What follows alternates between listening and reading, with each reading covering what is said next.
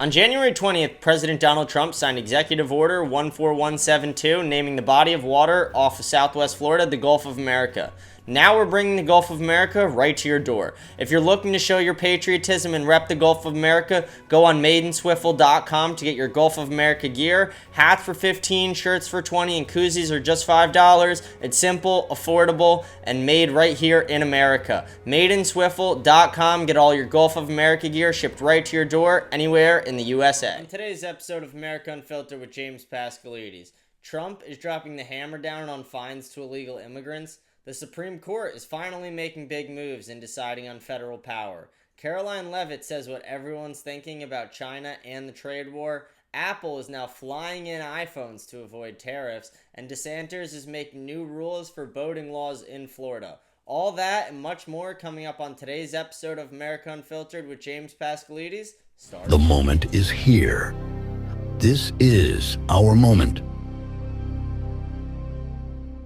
America, we are back, baby. Welcome to another episode of America Unfiltered with James Pascalides. We're going to dive right into our topics today. Our first one is something that should have been enacted a long time ago, but there's a 1996 law, and it's allowing the Trump administration and President Donald Trump to impose daily fines on illegal immigrants who are just flat out ignoring the deportation orders. So Donald Trump implemented deportation orders to anyone who is in the country illegally. Millions of people poured into our country illegally under Joe Biden and Kamala Harris as she was the border czar. It was a complete disaster, and this is something that Trump campaigned on trying to fix, and I'm very glad he is fixing it. It's a huge problem in our country. It wasted our FEMA dollars, our tax dollars, and not only that, it made our country way more unsafe. We had people like Lake and Riley and other Americans die due to the just harmful things that illegal immigrants can bring into our country. That's not to say that all illegal immigrants are violent and harmful, but when countries are emptying their jails and saying, go to America and we'll let you out of jail, that's a full-scale invasion and something that needs to be dealt with immediately. So the Biden administration made something called the CBP-1 app, and it was an app that pretty much gave illegal immigrants direct access to how to enter the United States, maps on where to go, resources when they got in the United States, how to collect FEMA dollars, things like that. Trump deleted that app off the App Store. They made a big deal of it, and they made a new app called the CBP Home app. And what it is for illegal immigrants in the United States to now self-deport. And you're asking, why would illegal immigrants want to just self-deport, snitch on themselves, rat themselves out if they think they could hide in America still and just get away with the crimes they're committing? Because breaking into our country is a crime. Well, they would want to leave now because now they face fines of up to $1,000 a day. So $998 a day in fines for illegal immigrants for every single day they stay in this country illegally under this new law that Donald Trump is enacting. And if you don't have the money to pay as well, non-compliance will lead to property seizures and any asset seizures. So American taxpayer dollars can get their money back. It is very important that illegals self-deport if they are in the United States illegally. I do find it very troublesome, the just pure numbers of illegals who made it into this country under Joe Biden. But the fact that illegal immigration went down over 90% in the first few months of Trump's term compared to Biden's is crazy. No new laws were passed or anything like that. We didn't need a new border bill like Kamala kept saying. All we needed to do was allow them to do the jobs that they were supposed to do.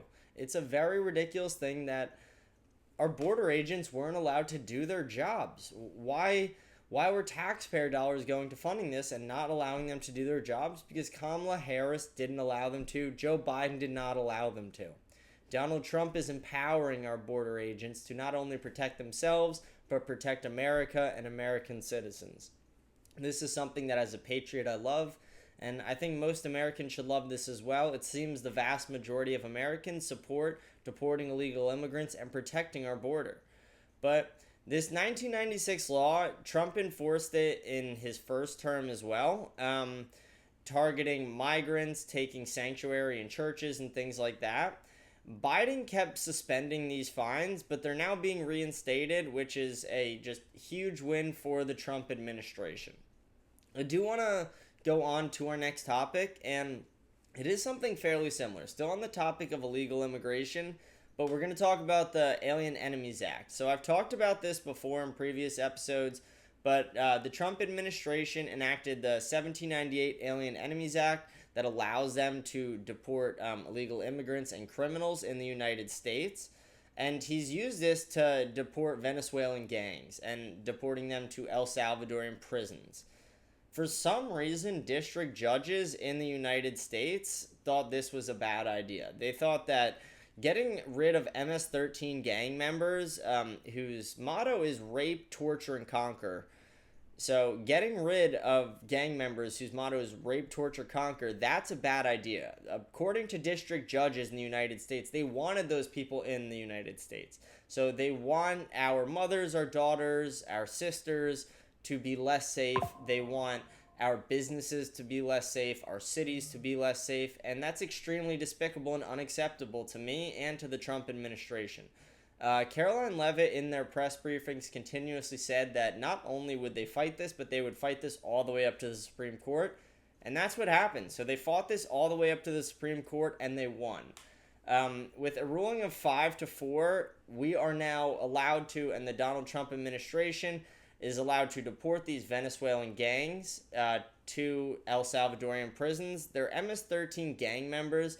Again, if you think they should be in the United States, maybe open up your house to one. Try and sponsor one. See how it works out for you. I don't think anyone wants these people in our country. And like I said, if you do, put your money where your mouth is and put one up in your house. If they're not bad people at all and every human's great, no, that's not true. MS-13 gang members are terrible, terrible people who deserve to rot in jail. Like I said, their motto is rape, torture, conquer. They are terrible, brutal gang who deserves to be in prison, and I'm very glad they're in an El Salvadorian prison as well, and our taxpayer dollars are not funding them to continuously stay in a United States prison. The fact that Donald Trump and El Salvador, the president there, are able to work so well together is amazing, and it's financially working out great for both of the countries. I do want to go on to another Supreme Court decision that was very big. The Supreme Court upheld the decision for Donald Trump firing federal workers. Another district judge, again, we have a huge problem in this country right now where district judges think they have more power than the president. So the president is elected by the American people. A district judge should not have more power than the president or be able to just shoot down any law or executive order the president wants to enact. That's not what district judges are for. And when they are continuously just working against the president, and what they're doing is they're wasting taxpayer dollars. They're wasting the court's time. They're wasting our time. They're wasting yours and mine. It's a complete joke.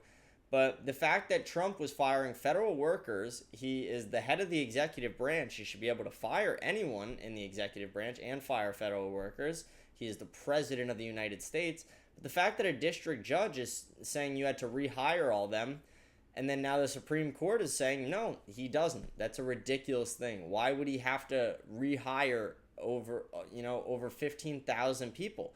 It makes no sense.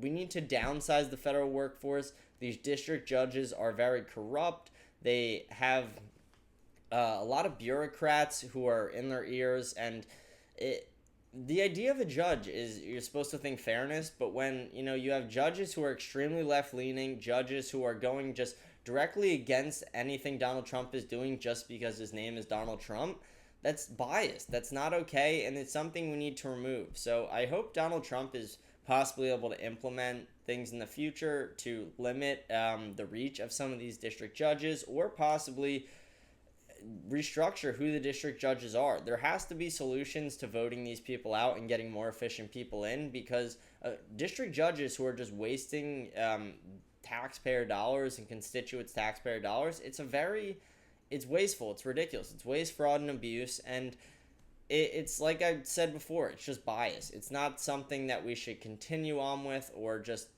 blatantly ignore, and the media is not talking about it as much as it should. It's weird that people are going to hear about this first on here.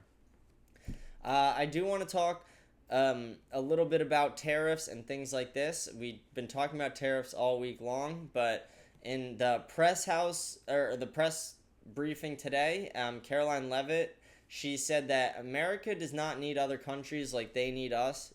She's really emphasizing the administration's stance on trade negotiations. The U.S. also imposed a 104% tariff on Chinese imports. It starts at midnight tonight. Right now we're trying to reduce the trade deficit. We're trying to encourage domestic manufacturing. We want to bring back fair trade deals. It's very unfair the way we've been treated. I'm not going to go on about this for a while because I've been talking about trade for pretty much all week and tariffs all week. There's not a ton of new things besides the, like I said, China 104% tariffs, but we kind of knew that yesterday as well. But I do urge everyone to watch Caroline Leavitt's press briefing from today. I do think it was very informative. We posted the whole thing on our channel as well for you guys.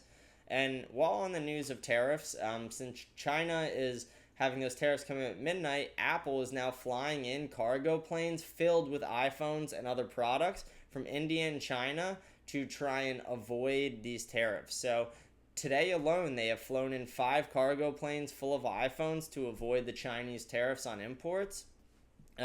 Bypassing tariffs will help them maintain the current profit loss margins and avoid having to possibly pass them on to consumers for the time being. But I really do think that Tim Cook will be able to figure out some supply chain fix. That's one thing he's very good at. But I also do think that China will come to the table a lot sooner than people realize, negotiate with Donald Trump for more fair trade. Trump put these tariffs on China in his first term and it was extremely successful for the United States. And I think in his second term, it will be even more successful. So as we get more information on that, I'll, of course, keep you guys updated. But we do have a couple videos I want to show you guys today. I want to show you guys our first one. This is one from my home state of Florida here. But this is Ron DeSantis talking about new voter laws he's enacting in Florida. Therefore, as part of the Voter Freedom Act, we will end this practice by prohibiting the use of a safety inspection as probable cause to pull over a voter. You have to have real probable cause if you want to pull over a voter, and that's going to be the law in the state of Florida.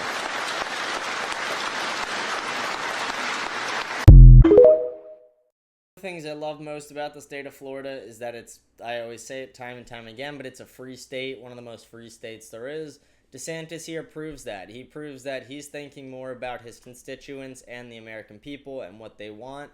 And the fact that it was even allowed that just a safety inspection is a reason for probable cause to board and search a boat is ridiculous. And American taxpayers deserve more than that. The Fourth Amendment provides that, and Ron DeSantis is seeing that we have that. So I love DeSantis for this. I talk about it all the time. I think he's one of the best governors in the country, and I think more governors should follow foot on things DeSantis does. I do want to get into one of our other videos real quick today too. This one's a pretty crazy one I don't agree with at all. But there have been a bunch of protests going on in the streets of New York City. It's nothing new. They happen all the time. But there's a Palestinian protest happening, and New Yorkers are throwing trash from their high-rises down onto the protesters.